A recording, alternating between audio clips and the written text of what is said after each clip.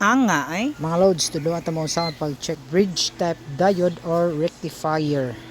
Mao ni kato akong gilisan nga diode guys sa welding machine. Then ato siya i-check. Ang imuhang setting sa imuhang multitester guys kinahanglan naka-set sa diode mode. Forward reverse lang no ang iyahang pag-test sa multitester. Kinahanglan kun forward mo guys, forward bias guys, kinahanglan naka-read siya og Around 0.6 volts. then nag-reverse nimo kinahanglan dili siya mo read. Mao na siya timailhan sa good pa nga diode. May bawa nimo nga guba guys no kay shorted or open na ang iyahang legs, ang iyahang mga pin. Or ang iyahang reverse is mo read siya, guba gyapon na siya.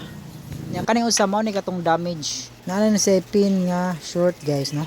Same ra hapon guys, imo gyapon na siya i-test ang ihang mga pin forward, mo read siya, then reverse dili na siya mo read. Kinahanglan tanan nga pin imo gyud na siya i-test para mabawaan nimo kung naa ba siya short or open. Kinahanglan di jud ka malipat kay kung masipyat kay usa ka pin nga damage, di gyud na mo siya mo-under. O kung shorted maputol na gyud ang imuhang fuse. O kani siya guys, mao na siya shorted. May bawaan nimo, makita nimo nga ang iyang reading is 0.000 volts. Zero na ang pin.